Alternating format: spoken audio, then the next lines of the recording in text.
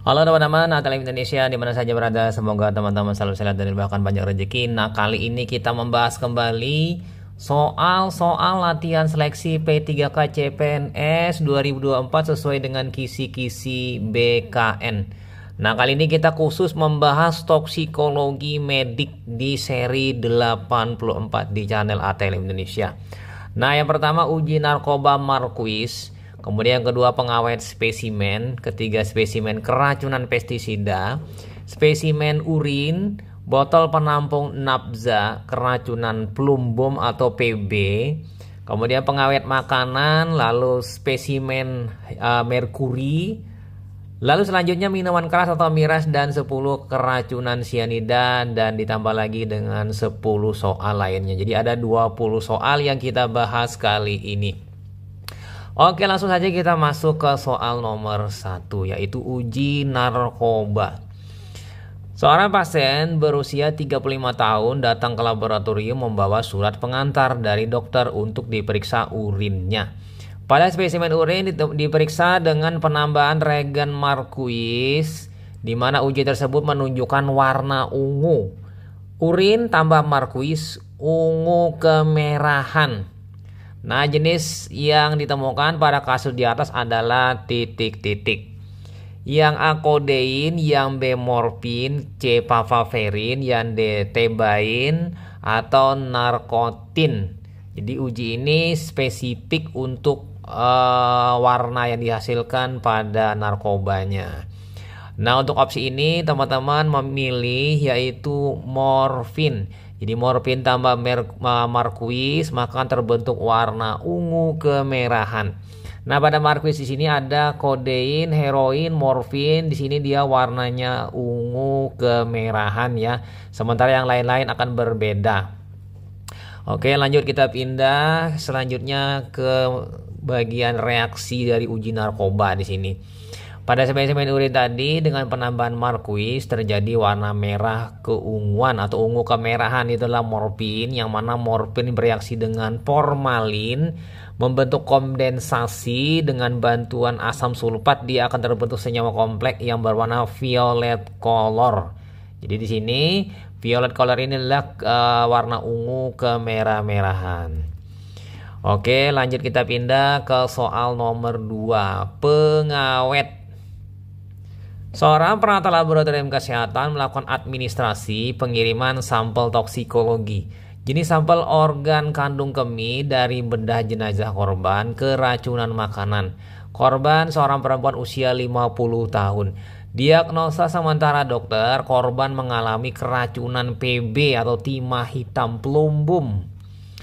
Jenis pengawet yang digunakan untuk sampel tersebut adalah titik-titik. Yang A alkohol absolut 96, yang B ether, kemudian yang C natrium azida 1%, yang D NaCl jenuh, atau yang E NaF. Jadi di sini untuk kasus ini digunakan pengawetnya adalah natrium azida. Jadi natrium azida digunakan untuk mengawetkan sampel toksikologi. Nah, bila menggunakan spesimen urin natrium azida, nah untuk organ ini menggunakan juga ether. Jadi bisa azida atau ether di sini. Nah, jadi pengawet yang digunakan ini penting sekali dalam hal untuk jenis spesimen. Oke, lanjut kita pindah di sini untuk urin tadi ya. Ini organ, kalau organ ini berarti ether ya di sini. Kalau urin natrium azida. Jadi ini keliru jawabannya ya. Jadi jawabannya di sini yang benar adalah ether, kemudian natrium azida ini bila menggunakan spesimen urin. Nah, kita lihat di sini ya spesimen urin untuk PB. Jadi urin 24 jam atau lebih atau urin sewaktu diawetkan dengan natrium azida. Jadi pengawetannya 1/10% W/V ya, di sini berat per volume. Oke, lanjut kita pindah ke soal nomor 3. Spesimen keracunan. Seorang petani berusia 58 tahun mengalami kejang-kejang Sebelumnya mengeluhkan sakit kepala, mual, kejang perut, denyut jantung lambat, sering kedutan atau kejang otot. Diduga disebabkan karena terpapar pestisida organofosfat. Jadi fosfat organik ya, untuk membasmi serangga dengan durasi waktu terlalu lama. Nah, untuk monitoring kondisinya dilakukan penetapan kadar cholinesterase. Bahan pemeriksaan yang paling tepat digunakan untuk uji tersebut adalah titik-titik. Yang A air liur, yang B bilasan lambung, yang C darah, kemudian yang D feses, atau yang E urin. Jadi di sini apabila mengukur cholinesterase berarti mengukur di dalam serum atau dalam darah. Jadi spesimen yang digunakan adalah darah. Jadi darah diambil, kemudian dibuat serum. Serum tadi diukur cholinesterasenya. Apabila mengalami penurunan, maka itu bukti bahwa terjadi gangguan akibat organofosfat ya, fosfat organik pestisida. Kita lanjut yang nomor 4, spesimen urin. Seorang ATLM sedang melakukan pemeriksaan kadar Pb ya, timah hitam pelumbum ya, lead dalam urin dengan cara ke dalam urin ditambahkan asam sulfat encer terbentuk endapan PbSO4 berwarna putih. Lalu disaring, endapan ini tak larut dalam asam nitrat tetapi larut dalam HCl atau amonium asetat. Urin yang tepat digunakan adalah titik-titik. Yang A urin porsi tengah, yang B urin pagi, yang C 24 jam, yang D sewaktu, atau yang E postprandial. Nah, di sini untuk pemeriksaan urinnya alangkah baiknya menggunakan urin 24 jam. Karena untuk mendapatkan hasil positifnya lebih tinggi. Nah, untuk reaksinya di sini ya, Pb ditambah dengan asam sulfat terbentuk PbSO4 endapan putih. Nah, urin 24 jam ini digunakan untuk pengukuran secara kuantitatif kadar Pb dalam urin. Sehingga kadarnya diketahui dalam metabolit selama 24 jam. Dan urin 24 jam ini tingkat positifnya lebih tinggi dibandingkan urin biasa ya. Oke, lanjut kita pindah ke nomor 5, penampung botolnya ya, botol penampung untuk nafza. Seorang ATLM di puskesmas akan mengirimkan sampel urin untuk pemeriksaan konfirmasi terhadap nafza ke laboratorium rujukan laboratorium provinsi. Laboratorium provinsi ya, Labkesprov. Wadah yang tepat digunakan adalah titik-titik. Yang A botol kaca gelap, bersih, bertutup asah. Kemudian yang B botol kaca tidak tembus cahaya, steril, mudah ditutup. Kemudian yang C botol plastik bersih, bermulut lebar, bertutup ulir. Lalu yang D botol gelas steril, bertutup rapat. Kemudian yang E botol kaca steril yang telah dibilas desinfektan bertutup. Nah, untuk nafza ini tidak perlu steril ya, cukup menggunakan botol ya plastik bermulut lebar, bertutup ulir. Ini sebagaimana botol urin ya pada umumnya. Nah, mengenai botol penampung ini ya, dia merupakan persyaratan sebagaimana persyaratan dalam urin rutin. Jadi wadah atau kontainer cupnya mulutnya lebar dengan tutup ulir yang rapat 4-5 cm.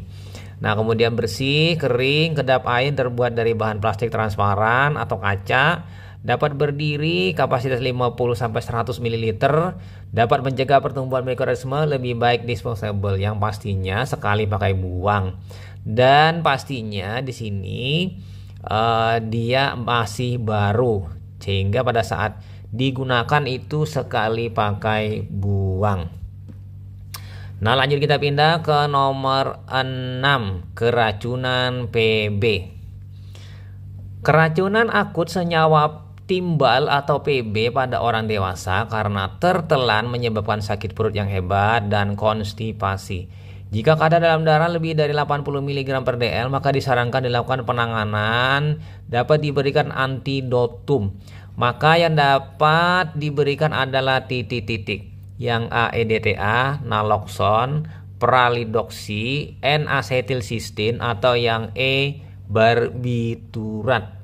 Nah, untuk opsi ini teman-teman karena dia PB jadi harus diikat dengan secara clutch ya. Jadi dengan cara celat ini maka digunakan EDTA karena EDTA ini adalah senyawa celat yang bekerja mengikat kuat dengan bantuan 4 kaki asetat ditambah dengan 2 kaki dari nitrogen. Jadi ikatan ion dengan ikatan kovalen. Pastinya dengan celat ini PB diikat kuat sehingga larut dalam fase air lalu bisa dibuang melalui urin dalam senyawa yang larut sebagai senyawa kompleks larut sebagai plumbum EDTA. Nah, pastinya dengan menggunakan EDTA ini juga risikonya nanti terikat juga logam-logam lainnya termasuk kalsium. Jadi berhati-hati juga dalam terapi EDTA karena kalsium juga ikut dibawa terikat untuk dibuang. Nah, kita pindah masuk ke pengawet makanan soal nomor 7. Seorang ATLM sedang melakukan uji kandungan pengawet pada bakso. Pada uji nyala terhadap sampel bakso, warna nyala yang dihasilkan berwarna hijau, maka kandungan pengawet dalam bakso tersebut adalah titik-titik. Yang A benzoat, yang B nitrit, yang C formalin, yang D boraks, atau yang E salisilat. Jadi biasanya kalau dalam bakso ini pengawet yang digunakan itu adalah pengawetnya jenis borak ya. Jadi borak ini khas sekali, nanti ada nyala hijau dari borak, jadi mutiara borak. Di warna biru kehijauan ini dihasilkan terjadi karena reaksi H3BO3 dengan metanol membentuk di sini dan 3H2O. Apabila sampel uji juga memberikan nyala warna biru dengan pinggirannya hijau, maka menunjukkan sampel tersebut positif mengandung borak. Nah, teman-teman bisa melihatnya pada gambar nyala dari borak ya. Jadi borak itu mutiaranya ada di bagian tengahnya itu agak putih, di pinggirnya ada hijau. Lanjut kita pindah ke soal nomor 8, spesimen merkuri. Seorang laki-laki usia 40 tahun, pekerja tambang emas ilegal mengeluh susah tidur, nafsu makan berkurang, mudah emosi dan diare. Dugaan dokter sementara pasien tersebut mengalami keracunan merkuri atau Hg hidrargyrum. Organ target pada keracunan senyawa tersebut adalah titik-titik. Yang A ginjal, paru dan otak, kemudian yang B saluran cerna, darah dan ginjal, kemudian yang C tulang, empedu dan ginjal, kemudian yang D otak, mata dan tulang, atau yang E darah, kelamin dan otak. Jadi di sini orang dengan keracunan merkuri itu organ targetnya adalah pertama saluran cerna, yang kedua darah, yang ketiga ginjal. Biasanya sangkut di ginjal sehingga ginjal akan mengalami gangguan atau kerusakan. Jadi beberapa keracunan gejala merkuri pada gambar ya, sistem saraf yang kena, kemudian ginjal yang kena, paru-paru kena, kardiovaskular dan saluran cerna. Nah, dari sini ya ada saluran cerna udah masuk, kemudian di dalam kardiovaskular ini darah, yang ketiga adalah ginjal. Nah, kita masuk lanjut ke soal nomor 9, minuman keras atau miras. Seorang laki-laki usia 18 tahun, peminum alkohol, mengeluh mual, sakit perut, sakit kepala dan gangguan penglihatan setelah 1,5 jam mengkonsumsi minuman keras oplosan. Diagnosa sementara dokter, pasien mengalami keracunan metanol. Nah, dokter meminta pemeriksaan metanol dalam urin. Jadi pasien tiba di laboratorium 2,5 jam setelah minum minuman keras. Nah, jenis metabolit yang terdapat dalam urin pasien tersebut adalah titik-titik. Yang A metanol, yang B formaldehid, kemudian C etanol, yang D asam formiat atau E asetaldehid. Jadi karena di sini diduga karena oplosan, jadi oplosan ini biasanya menggunakan spiritus. Spiritus itu isinya adalah metanol yang diberi pewarna sehingga tidak boleh diminum. Lalu dicampur dengan minuman, misalnya soft drink, kemudian mengalami gangguan ya, sehingga bisa terjadi kebutaan.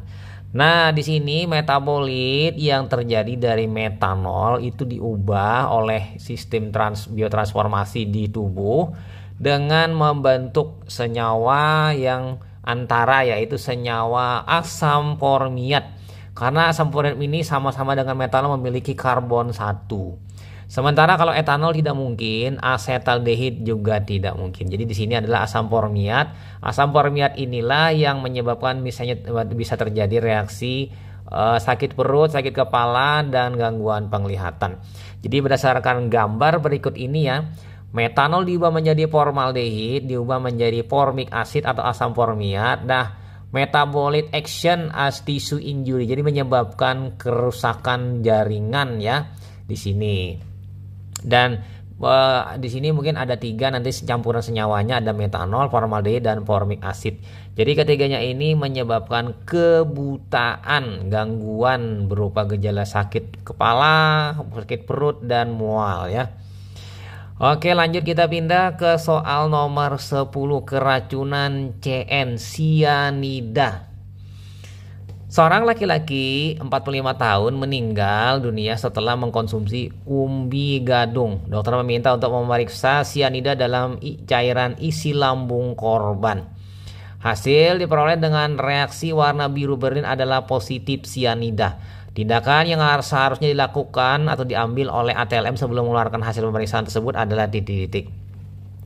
Yang A, mengkonfirmasi hasil pemeriksaan reaksi warna berlin dengan cara kertas saring diberi asam fikrat. Kemudian yang B, mengkonfirmasi hasil pemeriksaan reaksi warna biru berlin dengan cara mikrodifusi. Kemudian yang C, mengkonfirmasi hasil pemeriksaan reaksi warna dengan cara spektrofotometer. Kemudian yang D, mengkonfirmasi hasil pemeriksaan dengan kadar hemoglobin. Atau yang E, mengkonfirmasi hasil pemeriksaan dengan kadar karboksi hemoglobin. Nah, jawabannya di sini jadi mengkonfirmasi hasil pemeriksaan reaksi warna tadi dengan spektrofotometri. Jadi warna biru berlin ini adalah reaksi sianida ya, membentuk warna biru berlin dengan kalium ferrika atau ferrosianida ini ya di situ ya, sehingga membentuk warna biru. Nah, lanjut kita pindah ke soal nomor 11, pengawet urin. Sampel urin untuk pemeriksaan nafza sebaiknya sampel segar tanpa bahan pengawet. Tetapi apabila sampel akan dikirim ke laboratorium rujukan atau pengujian akan tertunda, maka sebaiknya diberi bahan pengawet. Bahan pengawet yang tepat untuk sampel urin itu adalah titik-titik. Yang A, phenol 1%, yang B, asam borat 1%, yang C, natrium azida 1%, kemudian yang natrium benzoat 1%, atau yang E, natrium fluorida. Nah, di sini untuk jawabannya itu pengawet urinnya adalah natrium azida 0,1% ya, seperti pada soal di awal-awal tadi. Jadi kalau urin untuk narkoba tidak segera diperiksa pakai NaN3, natrium azida. Nah, kita pindah lanjut ke nomor 12, keracunan metanol. Seorang laki-laki berusia 28 tahun bekerja di laboratorium dan mengalami keracunan metanol. Toksisitas metanol berasal dari hasil metabolitnya dengan dehidrogenase alkohol, yaitu formaldehid dan asam metanoat. Organ penting yang menjadi tempat proses tersebut adalah titik-titik. Yang A, paru-paru, yang B, lambung, yang C, ginjal, kemudian yang D, usus, atau yang E, hati. Jadi di sini perubahan metanol menjadi formaldehid menjadi formic acid ya, di sini sebuah metabolit yang beracun. Jadi jawabannya yang tepat itu adalah yang E. Jadi hepar ini apabila masuk metanol maka diubah menjadi formalin dan asam metanoat ya, atau formic acid. Jadi kedua senyawa inilah yang menyebabkan terjadinya sebagai metabolit yang toksik. Jadi di sini dari kurang toksik menjadi lebih toksik. Nah, hepar sebagai pusat organ metabolisme, dia melakukan proses biotransformasi senyawa-senyawa xenobiotik. Jadi diubah menjadi toksik atau kurang toksik. Kebetulan ini malah lebih toksik ya. Dan pastinya dengan asam metanoat ini menyebabkan pH darah terganggu, mungkin menurun karena dia bersifat asam. Lanjut kita pindah ke nomor 13, uji formalin. Seorang anak SD merasa pusing, berat, kemudian mual dan muntah-muntah setelah makan jajanan nugget ikan. Setelah dilakukan uji organoleptis di laboratorium, muntahan dan sisa makanan diduga formalin. Nah, pengujian yang dilakukan ATLM secara kualitatif untuk memastikan adanya formalin adalah titik-titik. Yang A, metode Tholen, reaksi Marquis dan cermin perak. Kemudian yang B, metode Tholen, reagen skip dan fenilhydrazine. Kemudian yang C, metode Tholen, reaksi skip dan uji kekenyalan. Kemudian yang D, metode Wagner, reaksi skip dan metode cincin ungu. Atau yang E, metode Gazet, reaksi Marquis dan Fehling. Nah, formalin ini diuji dengan metode Tholen, reaksi skip dan fenilhydrazine. Mengapa demikian? Karena di sini uji formalin dengan metode Tholen ini adalah mengubah cermin perak, lalu reagen skip juga membentuk warna, dan fenilhydrazine ini membentuk fenilhydrazone. Nah, untuk lebih jelasnya kita bisa melihat uji formalin menggunakan 3 metode. Reaksi Tholen di sini ya, aldehid sebagai formalin, suku paling terpendek, karbonnya cuma 1. Dia akan mengubah perak ya menjadi silver atau cermin perak, maka akan terbentuk nanti reaksi redoks berupa karboksilat karena formalin menjadi asam formik nanti produknya. Nah, yang kedua di situ adalah reaksi dari skip, jadi menyusun basa skip yang berwarna merah. Lalu yang ketiga itu adalah fenilhydrazine dengan aldehid atau keton itu membentuk fenilhydrazone. Ini sama dengan analisa kristal osason pada analisa gula ya, glukosa misalnya. Lanjut kita pindah ke soal nomor 14, keracunan logam. Terhambatnya aktivitas enzim dalam pembentukan hemoglobin atau Hb, meningkatnya kadar ya di sini aminolevulinat ini, asik dehidratase, alat dan protoporfirin dalam sel darah merah itu memperpendek umur sel darah merah atau eritrosit. Nah, gejala tersebut merupakan ciri keracunan titik-titik. Jadi yang A logam CD, B logam Hg, logam Ni, logam Pb atau logam Cr. Nah, dari 5 logam ini maka yang paling toksik untuk kasus ini pada hemoglobin itu adalah Pb. Plumbum ini lebih beracun ketimbang kadmium, hydrogium, nikel atau krom. Jadi Pb ini menyebabkan gangguan pada hemoglobin. Ada juga pada secara hematologi nanti akan ditemukan basofilik stippling ya, berupa bintik-bintik berwarna biru gelap di dalam eritrosit. Oke, lanjut kita pindah selanjutnya ke soal nomor 15, keracunan CO, karbon monoksida. Seorang pria sedang menyalakan mesin motor tua di dalam garasi rumahnya dengan pintu tertutup. Setelah beberapa lama ia mengalami hipotemia hipoksia karena terlalu banyak menghirup gas buang CO dari mesin motor.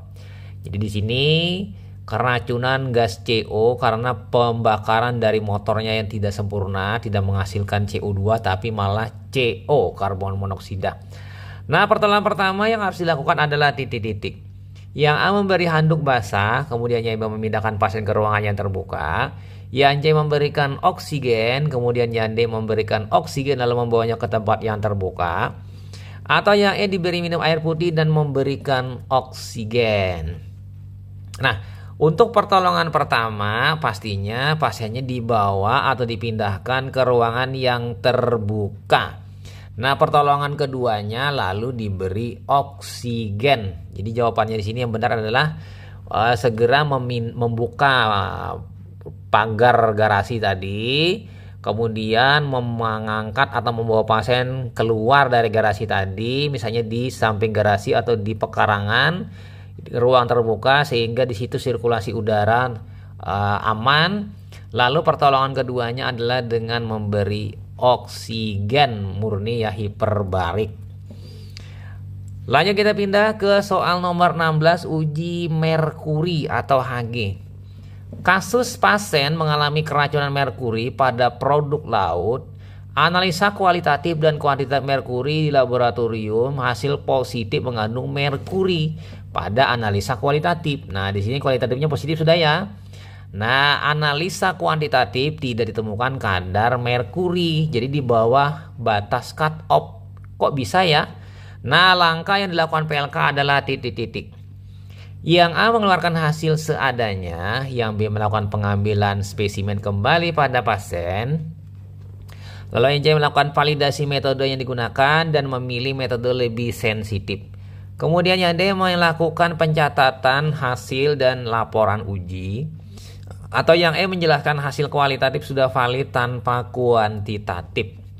Jadi jawabannya di sini yang tepat adalah melakukan validasi metode yang digunakan. Apakah metodenya ini sudah bisa mendeteksi apakah kesalahan di pembuatan kurva standar kalibrasi atau kesalahan dalam prosedur pemeriksaannya, ekstraksinya, atau pada saat memindah dengan kuvet ke potometer apakah salah dalam pengukuran panjang gelombang.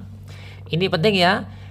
Ini prosesnya proses verifikasi validasi. Nah, apabila ini sudah oke tapi tidak bagus, mungkin saja kita harus mengganti atau memilih metode yang lebih baik, metodenya yang lebih sensitif. Lanjut kita pindah ke soal nomor 17, psikotropik. Analisis dalam urin semua jenis psikotropik harus dikeluarkan dalam bentuk utuh. Namun kecepatan dan jumlah zat yang dikeluarkan dalam bentuk utuh tergantung dari keasaman kebasahan urin. Jadi psikotropik yang dikeluarkan sebanyak 68% dalam suasana urin asam adalah titik-titik. Yang A amfetamin, yang B metilamfetamin, yang C metamfetamin, kemudian MDMA atau metilendietylamfetamin. Nah, untuk opsi ini teman-teman memilih yaitu amfetamin. Jadi amfetamin ini 68% dia metabolitnya dibuang melalui urin oleh ginjal sebanyak 68% dalam suasana urin asam. Jadi kalau urin asam ini menentukan sekali dalam hal ekskresi dari zat-zat psikotropik narkoba ini, termasuk di amfetamin. Kita lanjut ke nomor 18, narkotika kembali. Seorang penata laboratorium kesehatan sedang bekerja di laboratorium uji narkotika dengan spesimen urin. Salah satu jenis narkotika yang banyak disalahgunakan adalah kokain. Zat tersebut dapat dideteksi dalam urin dalam bentuk metabolit mayor titik-titik.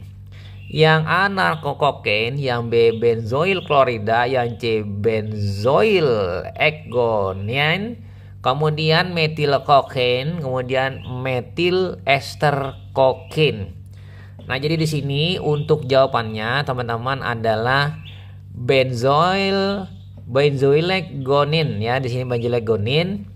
Mengapa demikian? Karena benzoilekgonin ini merupakan senyawa perubahan dari kokain ya, sesuai pada gambar menjadi benzoilgonin ya, kemudian bisa menjadi ekgonin atau MOHBE, bisa saja itu ya. Jadi bentuknya adalah benzoil ekgonin.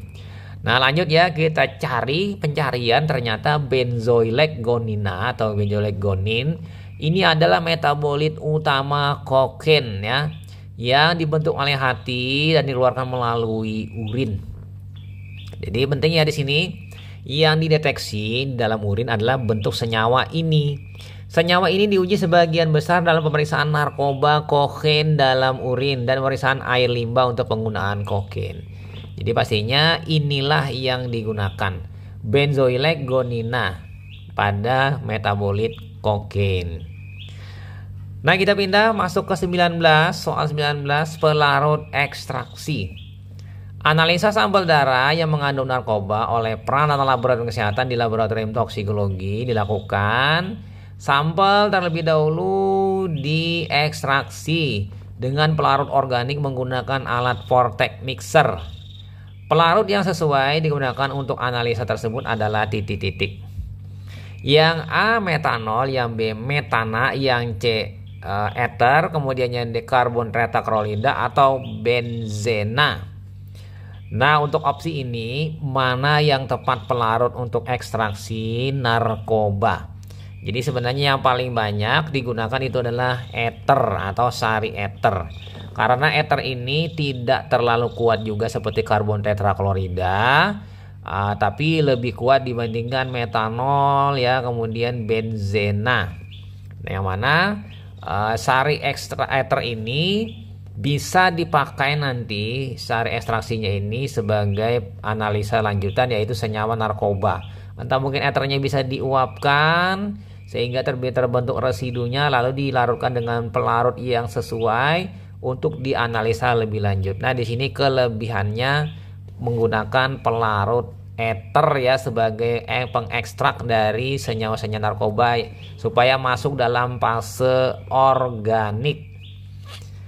Nah, lanjut kita pindah ke nomor 20, kromatografi. Spesimen darah diambil oleh PLK pada pasien diduga pengguna narkoba morfin. Uji pendahuluan sampel darah yang diduga mengandung narkotika jenis morfin ternyata hasilnya positif.